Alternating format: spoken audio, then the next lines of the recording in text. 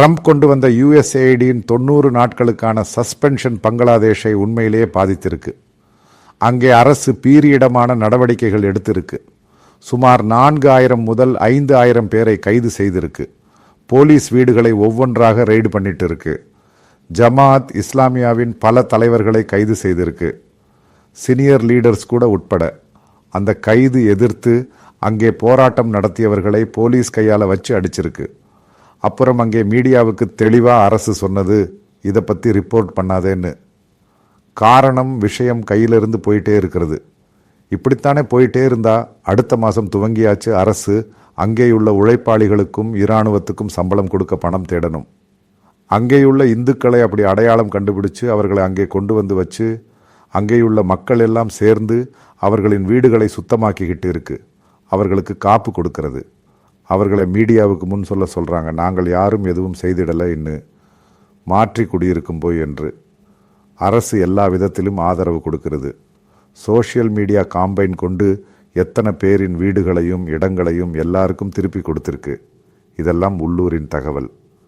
இன்னும் 2 நாட்கள் கழித்து இது பங்காளியிலிருந்து பத்திரிகைகளில் கூட வராது. அங்கே அரசு கேட்டாச்சு, இதை யாரும் ரிப்போர்ட் பண்ணாதேன்னு. அதாவது டிஎம்சி அரசு பத்திரிகையாருக்கு சொன்னது. பங்களாதேஷில் பெரிய கலவரம் எல்லாம் நடந்தது.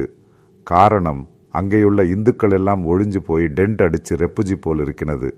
அதற்கான காரணம் நிறைய இடங்களில். அவர்களையெல்லாம் பெரிய மரியாதையாக இப்போ திருப்பி கூப்பிட்டு வர்றாங்க. எல்லா பாதுகாப்பும் கொடுத்துருக்கு. அரசு அவர்களின் பின்னணியில் இருக்குன்னு நீங்கள் புரிஞ்சிக்கோ. அரசு ஊழியர்களான பல இந்துக்களை வற்புறுத்தி ராஜினாமா பண்ண வச்சிருக்கிறாங்க. இப்போ அவர்களையெல்லாம் பணி மீண்டு சேர்க்கிறாங்க. யாரெல்லாம் பிரச்சனைகள் பண்ணினாங்கன்னு அவங்களுக்கு மேலே குற்றவியல் வழக்கு எடுத்துறாங்க, கைது பண்ணிட்டாங்க. அதாவது முற்றிலும் கிரா முகமது யூனுஸ் இராணுவமும் அவர்களின் போலீஸ் உண்மையிலேயே பயந்ததை யுஎஸ்ஐடி நிறுத்தியதால தான். நான் வேறு வீடியோவில் சொன்னேன் அமெரிக்கா என்னெல்லாம் கொடுக்குது இங்கன்னு. காரணம், இந்த பங்களாதேஷ் என்ற நாட்டில் சில புத்திஜீவிகள் இந்தியாவை சரிவர சொல்றதுக்காக இன்னும் பல விவரங்களை அங்கு பதிவு பண்ணுவாங்க. சந்தோஷத்தின் இந்த அளவு சதவீதம் அங்கேயும், மற்றவைக்கும் இந்த அளவு சதவீதம் அங்கேயும் என்பதாக. அங்கே பசியின்றி பரிபாட்டமின்றி அங்கே குளோபல் கல்வியை கொடுப்பாங்க, இந்தியாவிட மிகச்சிறந்த கல்வி என்பதாக. வெறும் அசைவாக அங்கு செட்கின்றது. பங்களாதேஷிலிருந்து இந்தியர்கள் சென்றால் கிராமத்திலும் சுற்றிலும் சுற்றும் போதுதான் இந்த பங்களாதேஷ் என்பதற்கு சத்தியம் தெரியும். அங்கேயுள்ளவர்கள் மொத்தத்தில் நிறைய தனித்துணி மற்றும் தொழில் வளாகத்தில் மிகவும் செயல்வீரியமாக இருக்கிறாங்க. சுமார் $11 பில்லியன் அமெரிக்காவுக்கு மட்டும் தனித்துணி ஏற்றுனா, இது நடந்தது இல்லைன்னா அமெரிக்கா டாரிஃபை குறைக்கிறது. 10 முதல் 20% டாரிஃப் கொடுத்தாலும் அது வேலையாகாது. அமெரிக்கா எனப்படும் மிக சக்தி வாய்ந்த நாடு, அவர்களின் அட்டவணை நடக்காது. காரணம், யுஎஸ்ஏஐடியில் அமெரிக்காவில் மிக வலுவான முறையில் விசாரணை நடந்தது. பல நாடுகளில் யுஎஸ்ஏஐடியை முழுமையாக நிறுத்தியிருக்கு. யுஎஸ்ஏஐடி பல நாடுகளில் உட்பட பங்களாதேஷில் கூட இப்போதான் அதுக்கான ரிப்போர்ட்டுகள் வந்து இருக்கு. அங்கு அரசு மருத்துவமனையில் இருந்தாலும், பொதுத்துறையிலும் பொது சுகாதாரத்திலும் இருந்தாலும், பள்ளியில் இருந்தாலும் சுகாதாரத்திற்காக, குழந்தைகளின் ஊட்டச்சத்திற்காக யுஎஸ்ஏஐடி கொடுக்கின்றது. இப்போதான் விஷயங்கள் வெளியே வருது. இதனின் பெரிய சதவீதம் கமிஷனை அடித்து விடுவது இந்த மத தீவிரவாதியான். செயின்ட் ரபு போல நிகழ்ச்சி. அதிலும் அமெரிக்கன் அரசு மிக வலிமையான முறையில் தடையையும் உளவுகாப்பும் ஆர்டிட்டும் செய்வது. எங்கேயும் இந்த பணம் கொடுக்கிறதென. முதலில் பைடன் அட்மினிஸ்ட்ரேஷன் எனப்படும் டெமோக்ராட்ஸ் நல்ல முறையில் இருந்தது. முன்னர் ஷேக் ஹசீனாக எனப்படும் இப்படியான ஷேக்கிங் ஒன்றும் கிடையாது. ஷேக் ஹசீனா விருப்பம் பிரச்சனையாகும். எப்படியும் அந்த சக்தி வாய்ந்த பதவியில் இருக்கணும்.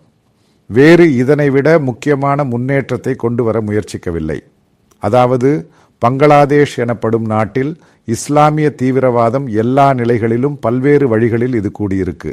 அதனுடைய இலக்கணம் அங்கேயுள்ள அரசு எதிரான போராட்டம். திடீரென்று அது அங்கேயுள்ள இந்துக்களுக்கு எதிரானது, கிறிஸ்டியன்ஸுக்கு எதிரானது. இப்போ என்ன நிகழ்வு? ஒரு பிரச்சனையும் இல்லை. வீதிகள் மிக அமைதியாகவும் அங்கேயுள்ள மாணவர்களை அடித்து ஓடவிடப்பட்டது. பல பள்ளிகள் மூடப்பட்டு விட்டது. பள்ளிகளும் கல்லூரிகளும் பல்கலைக்கழகமும் எல்லாம். காரணம், ஹமாஸுடன் ஆதரவாக ஒரு நிகழ்ச்சி நடத்தியுள்ளனர் அவர்கள். அமெரிக்கா எச்சரித்துள்ளது, யுஎஸ்ஏஐடி கொடுக்கின்ற நாடுகளில் ஹமாஸுக்கு ஆதரவாக நிகழ்ச்சி நடக்கும் பல்கலைக்கழகங்களில் நடவடிக்கை எடுக்க வேண்டும் என்று. அமெரிக்கா மட்டுமல்ல நடவடிக்கை எடுத்தது. அமெரிக்கா எந்த நாடுகளில் பணம் கொடுக்கின்றதோ அந்த நாடுகள் நடவடிக்கை எடுக்க வேண்டும். ஒரு காரணத்திற்கும் தீவிரவாதம் உலகில் எந்த நாடும் வசதியாக செய்யக்கூடாது. 1000 பேர் கலவரம் செய்தப்போ இந்தியாவுக்கு தப்பி வந்தாங்க. அவர்களை இந்திய அரசு பிடித்து அவர்கள் முகாம்கள் அனுப்பியது. அதாவது இந்தியாவில் கிராக்டவுன் நடக்குது. பங்களாதேஷிகளுக்கு எதிராக பல மாநிலங்களில் போலீஸ் சோதனை நடக்குது. யாருடா இவளை தங்க வைத்தது? எப்படி உதவி செய்குது? இது பற்றி விசாரணை நடக்குது. நிறைய இடங்களில் நிறைய செய்திகளை வரும். இந்திய குடிமக்கள் என்று சொல்லிட்டு இந்த பங்களாதேஷிகள் பல இடங்களில் பல தொழிற்சாலைகளில் வேலை செய்கிறாங்க. பலர் இந்தியாவில் வந்து கல்யாணம் பண்ணிட்டு இருப்பாங்க. சிலரின் ஒரு 2 குழந்தைகள் பள்ளியில் படிக்குது. அந்த மாதிரியே இதுதான சட்டவிரோத குடியேற்றம் இந்தியாவில் நடக்குது. உறுதியாக இதை அரசு ஏற்று சொல்ல முடியாது. அவர்களை உதவியும் சொல்றதும். இந்த அளவுக்கு மக்கள் 2 கோடிக்கு மேலே. இந்தியாவில் புதிய கணக்குகள் வர காரணம் பார்லிமெண்ட் கேள்விதான். பலர் கேட்க ஆரம்பிச்சிட்டாங்க. அன்பிதி சொன்னது 2 கோடிக்கு மேலே. ஆனால் எல்லாவற்றையும் எப்படி திருப்பி அனுப்ப முடியும்னு கேள்வி. ஆனால் எப்படியாவது அரசு முடிவு எடுக்கணும். காரணம் எல்லா எல்லையும் ஃபோரன்சிக்காக பார்க்கணும். இது தவற செய்யும் BSF அல்லது வேறு ஏஜென்சி அதிகாரிகள் மீது நடவடிக்கை இருக்கணும். காரணம் கரப்ஷன் இருக்குது. இப்போதான் பங்களாதேஷில் இந்துக்கள் மீது இந்த கலவரம் நடந்தப்பதான் ஸ்ட்ரிக்டாக இருக்குது. மக்கள் இப்படி வெறுமனே இந்தியாவுக்கு வர்றாங்க. நீங்கள் இப்போ கோல்கோட்டா சென்றால் தெரியும். அங்குள்ள மக்கள் எல்லாம் பங்களாதேஷிலிருந்து இல்லீகலி வந்தவர்களை அவர்கள் எடுத்து அடுத்த மாநிலம் போகிறாங்க. அதுதான் ட்ரம்ப்புக்கு பாராட்டுக்கள். இந்த அளவுக்கு கலவரமானாலும் இந்தியா எதுவும் செய்ய முடியலை. காரணம் இந்தியா அயல் நாட்டுடையது, நல்ல உறவு உள்ளது. ஆனால் இந்திய பிரதமர் பைடனுக்கு சொல்லினதா இந்த பங்களாதேஷை வார்ன் செய்யணும்னு. ஆனால் அது பைடன் அட்மினிஸ்ட்ரேஷன் முற்றிலும் பராமரிக்கவில்லை. ஆனால் ட்ரம்ப் வந்து ஆக்ஷன் எடுத்தார். Executive order. முதலில் USAID உதவி 3 மாதத்திற்கு நிறுத்தினார். பிறகு எச்சரிக்கை கொடுத்து இந்தியாவுடன் வேலை பார்க்கணும். பங்களாதேஷின் சில தூதரக அதிகாரிகள் இந்தியாவுடனும் இணைந்து நடக்கும் புதிய வழியில் பேச ஆரம்பிச்சிருக்காங்க. இங்கே இந்திய அரசு ஒரு போலீஸாகவே செயல்படணும். இந்த பகுதியின் சவுத் ஈஸ்ட் ஏஷியன் பகுதியின் இந்தியா ஒரு அப்பர் ஹேண்டாக செயல்படணும். எப்படி ட்ரம்ப் செயல்படுறானோ அப்படியே இந்தியா வந்தாலே அது தடுக்கப்படும். அதே மாதிரி பங்களாதேஷில் பல இந்திய இந்துக்களான தொழில் முனைவோர்கள் அவர்கள் சொல்லும் முகமது யூனுஸ் வந்து பலரையும் பிடித்து போடுனாங்க. எனக்கு தெரிஞ்ச சில பேர் இருக்காங்க. ஏனெனில் அவர்கள் கூட்டுப்பிடியுடன் உள்ளனர். அவர்களை பிடித்து போட்டுறாங்க. அவர்களை வெளியே அனுப்பணும். பல இந்துக்களான தொழில் முனைவோரின் பல கடைகள் மற்றும் நிறுவனங்களும் மூடப்பட்டிருக்கு. அது எல்லாம் திறக்கணும். ஒரு விஷயம் தெளிவாக சொல்லிடுவேன். உலகில் எங்கே இந்துக்கள் இருப்பினாலும் அவர்களை பாதுகாக்க இந்தியா தான் உள்ளது. இப்போ இந்தியா கேட்டால் மட்டும் அமெரிக்கா மற்றும் மற்ற நாடுகள் கருது கொள்வாங்க. எந்த நாட்டில் இந்து சமூகத்திற்கு பிரச்சனை இருந்தால் இந்தியா அரசு வலிமையாக்க குரல் கொடுக்கணும். ஏனெனில் பங்களாதேஷின் விஷயம் நம் முன்னால் உள்ளது. அங்குள்ள சில மறவாடிகள் மற்றும் பல பங்காளிகள் இந்துக்கள் மீது பல கழிநீக்கு வைத்தார்கள். பல பொய்க்கறிஞைகள் வைத்து கைது செய்தாங்க. இதற்கு எதிராக இந்திய அரசு வலிமையாக்க பங்களாதேஷ் அரசுடனும் பேசணும். காரணம் அதை பற்றி அதற்கு நடவடிக்கை எடுக்கணும். அதே மாதிரியே அதை போன்ற உதவி செய்யும் வழிகளில் இதன்படி கத்தார் ஆனால் ஜமாஅத்தை இஸ்லாமிக்கு பணம் கொடுத்து உதவ வேண்டும். பங்களாதேஷில் இந்துக்கள் சிந்தமாக அடிக்க உதவ, அங்கு கிறிஸ்தியர்களை அடிக்க உதவ.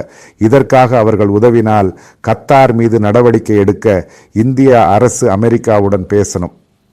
அதில் கத்தார் மீது நடவடிக்கை எடுக்க பங்களாதேஷ் அரசுடனும் பேசணும். எங்கிருந்து இந்த பணம் வருது, யார் இதை நடத்துறது, எவ்வளவு பேர் இது பற்றி யார் போய் ஜமாத்தில் பணம் வாங்குகிறார்கள், இதற்கான வலிமையான விசாரணை இந்தியா வெளியுடனும் உள்ளாலும் நடக்கணும். இது தெளிவான முறையில் பல வெளிநாடுகளிலும் குறிப்பிடணும். இப்படி அமைதியை குலையாத ஒரு சமூகத்திற்கு எதிராக நிகழ்ச்சி நடத்தி வீட்டிலிருந்து ஓட விடுவதா நடக்கக்கூடாது. பங்களாதேஷிற்கு அதே மாதிரியான எச்சரிக்கை கொடுக்கணும் இந்தியா. ஏனெனில் அமெரிக்காவின் முழு ஆதரவு இந்தியாவுக்கு உள்ளது. இந்தியா இந்த மாதிரியில் எச்சரிக்கை கொடுத்தால் பங்களாதேஷ் நிறைய மாறும்.